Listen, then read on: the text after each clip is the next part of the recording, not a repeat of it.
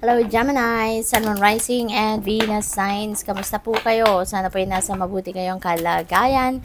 Welcome back po sa Star Tarot. At kung bago kayo rito, welcome din po kayo. Please subscribe, like, share my videos, and leave me a comment po kung naka-resonate kayo. Maraming salamat.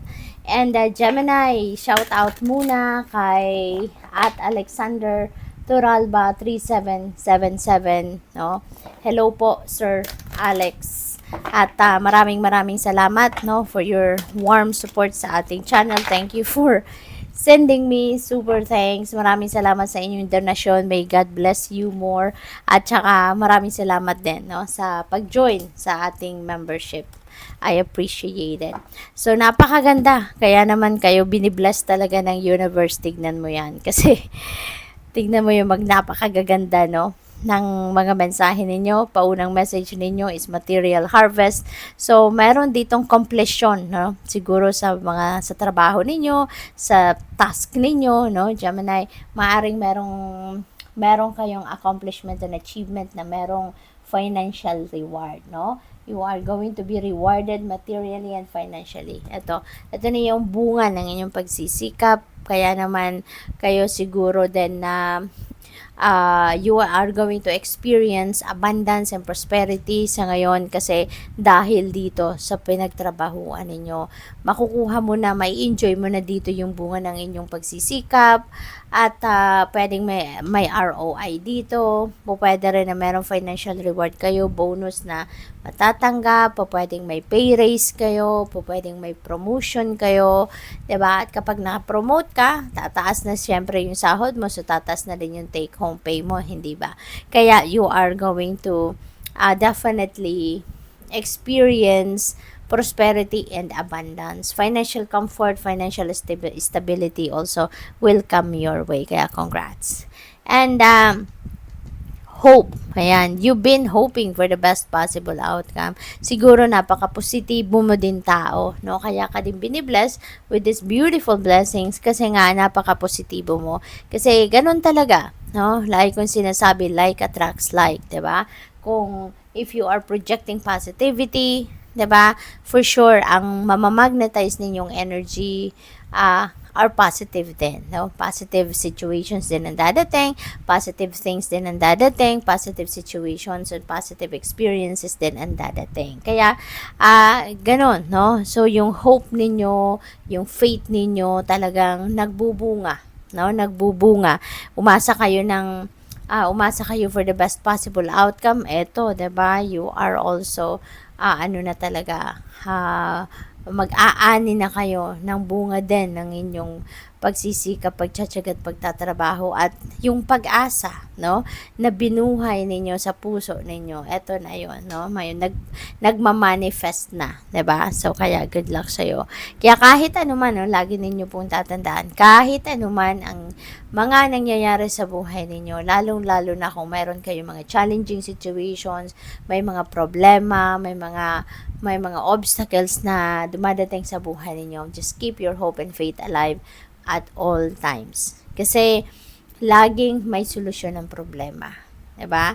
Hindi yung mga problema dumadating hindi para sumuko kayo, hindi para paghinaan kayo ng loob. Ano? Kasi lahat ng problema may solusyon. At kaya yan binibigay sa inyo kasi alam ng universe na kaya mong solusyonan yan. Kaya mong hanapan ng way out yan. No? Yung mga obstacles na yan sa buhay. Kaya hindi kayo sumuko. Maaaring nagkaroon na din kayo ng mga problema in the past, but you were hoping for the best possible outcome. Kaya tignan mo, 'di ba? You will be rewarded. Yung hirap na pinagdaanan ninyo sa pagtatrabaho, sa pagnenegosyo, or kung ano pa man ang source of income ninyo, eto na, nagbunga na. So, love begins. Number 1 is a new beginning energy. Kaya magsisimula kayo ng bagong yugto sa buhay ninyo rito.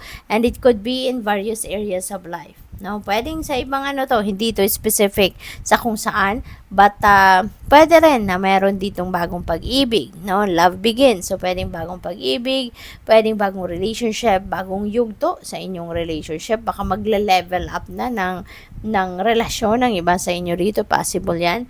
Or po pwede rin, no, na baka pwedeng may bagong trabaho kayo, may bagong business opportunity, no? So, depende yan sa inyong sitwasyon.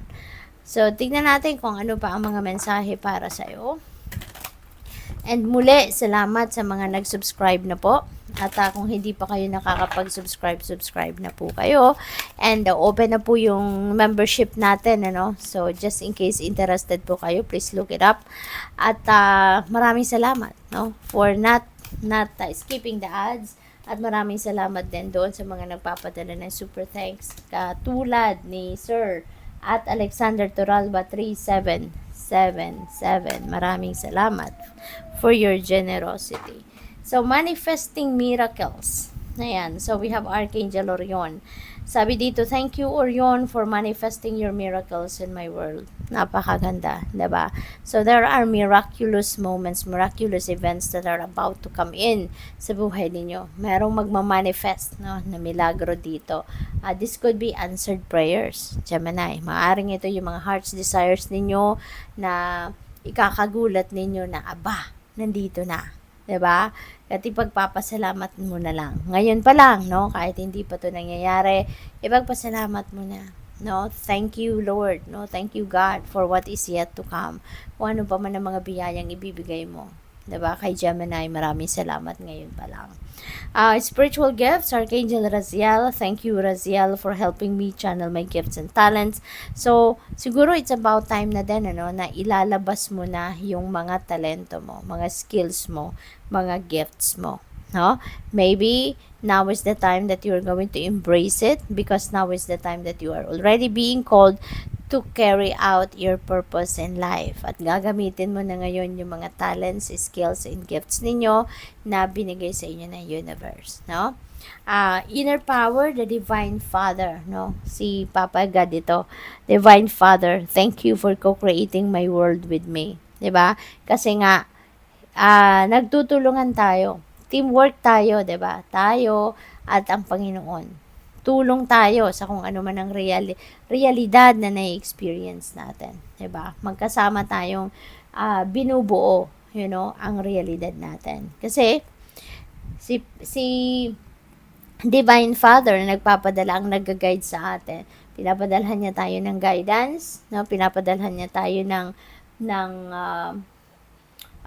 intuitive messages, nudges, synchronicities, 'di ba? Yung mga signs, symbols, and omens, and those are guidance para sa atin. Tinutulungan na tayo, ginagabayan tayo through those things para malaman natin on how we are going to navigate our situations, how we are going to navigate our lives, diba? Paano natin niraran ang buhay natin.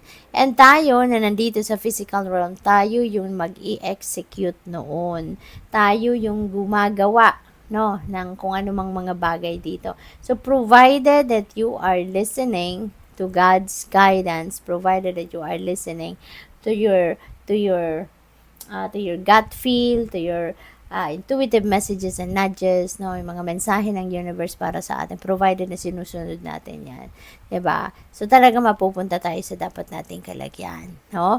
At kaya tayo nagpapasalamat dito na thank you for co-creating my world with me. Kasi nga siya yung parang director, tayo yung artista. 'Di ba?